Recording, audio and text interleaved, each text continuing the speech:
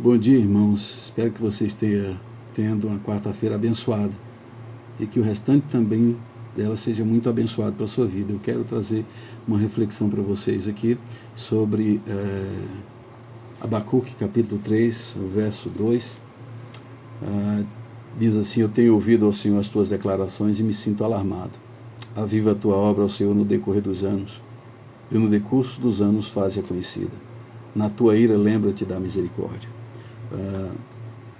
O contexto de Abacuque é um contexto em que ele questiona Deus sobre os acontecimentos na cidade de Jerusalém, em que estava mergulhada num processo de destruição, violência, corrupção, injustiças, opressões, e tudo isso acontecia, e ele via tudo isso acontecendo, e ele orava a Deus, clamava a Deus para que Deus intervisse, e Deus não intervinha. E aí então, como resposta, ele ouve no verso 5 do capítulo 1, Deus dizendo que realizaria uma grande obra.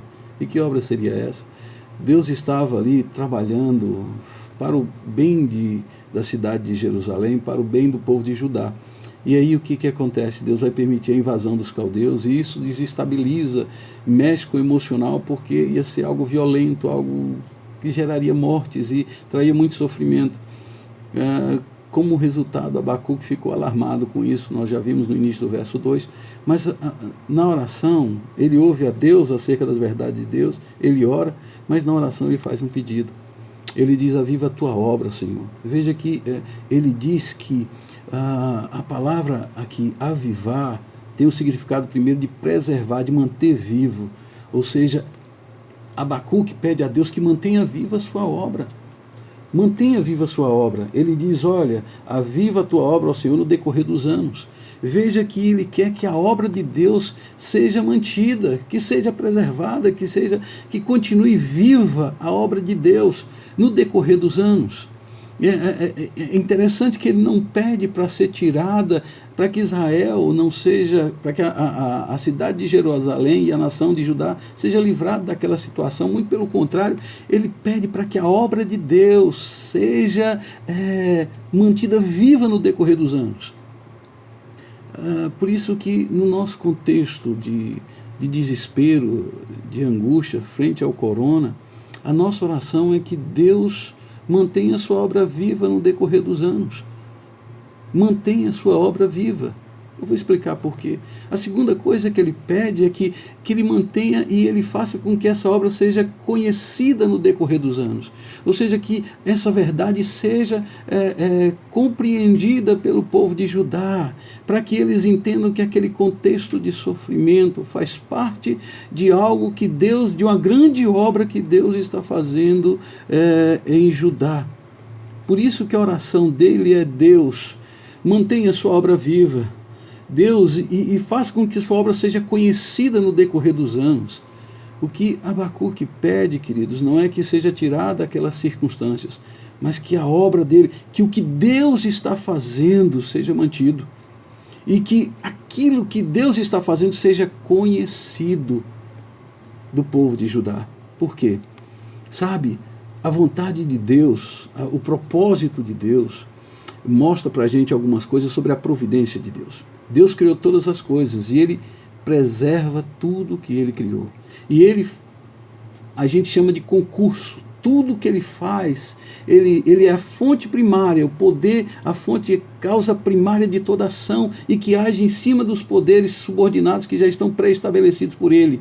E Ele vai fazer e agir de forma tal que esses poderes e tudo vão caminhar em direção ao seu propósito, ao que Ele quer. E isso tudo é para evidenciar esse governo de Deus sobre todas as situações.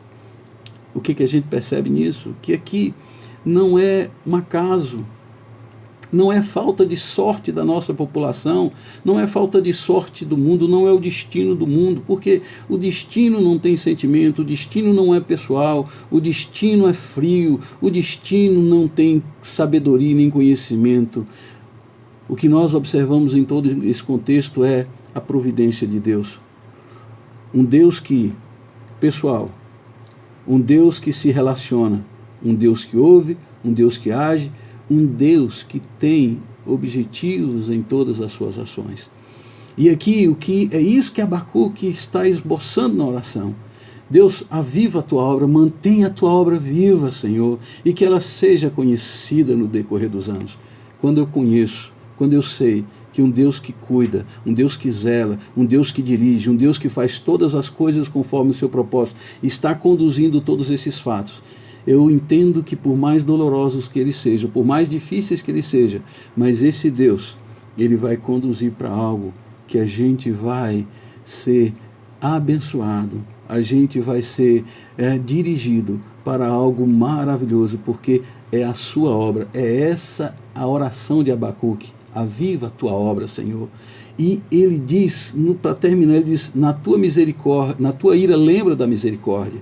Ele não pede aqui para que Deus atue a livrar, para que Deus não deixe que Israel passe, que Judá, desculpem, passe pelaquela experiência.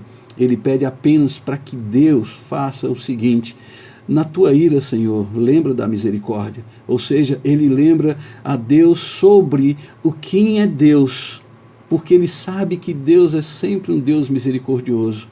E que mesmo na sua ira, não é de vingança pessoal, a sua ira não é uma ira pautada como no ser humano, em que nós executamos a nossa ira movido por vingança, por desejos pessoais. Não. A ira de Deus, ela é justa, a ira de Deus, ela atende os seus propósitos, a ira de Deus não é nunca para um sentimento de vingança pessoal de Deus, mas é algo que Deus usa para o seu propósito. Mas mesmo assim ele se refere dizendo: lembra da misericórdia. Por quê? Porque ele sabe que Deus é misericordioso, que as suas misericórdias se renovam a cada manhã. Por isso, nesse contexto, queridos, de tanta situação, de tanto medo, de tanta angústia, a gente aprende algumas coisas aqui sobre esse texto. Primeiro, a gente aprende que nós devemos focar a nossa oração em que Deus faça a vontade dele. Lembra da oração de Jesus: Pai, se for possível, passa de mim esse cálice, contudo que não se faça a minha vontade, e sim a tua vontade. Aviva a tua obra, Senhor. Ou seja, mantenha a tua obra, faça a tua obra, mantenha a tua obra viva. E Deus, segunda coisa, nos dê a graça de conhecer, porque o conhecimento nos liberta. Conhecereis a verdade vos libertará. A verdade, ela nos tira do erro. A verdade nos liberta do medo. A verdade nos dá direção. A verdade nos fortalece. A verdade nos encoraja. Por isso, Deus, faze com que a tua obra seja conhecida no decorrer dos anos. E por último, Senhor, mesmo que nós sejamos fracos, falhos, limitados, mesmo, ó Deus, apesar de tudo isso, a obra de Deus nunca é meritória, ela é sempre pela graça. Não é porque Israel, não é porque o povo de Judá merecia a ira, merecia tudo isso, mas Deus assim foi gracioso com Judá. E é sempre assim conosco. Mesmo quando nós merecemos a ira, Deus nos concede a graça. Graça é a concessão de dar a você o que você não merece. Misericórdia é quando Deus não dá a você o que você merece. Por isso Deus é misericordioso e Deus é gracioso. Por quê? Porque se Deus está fazendo uma grande obra, por isso, ore para que Deus avive a obra dele. Não para que nos livre das circunstâncias que nós passamos, mas que Deus nos livre do mal, mas que ele faça a obra dele. Seja feita a tua vontade, assim na terra como no céu. Que Deus nos abençoe.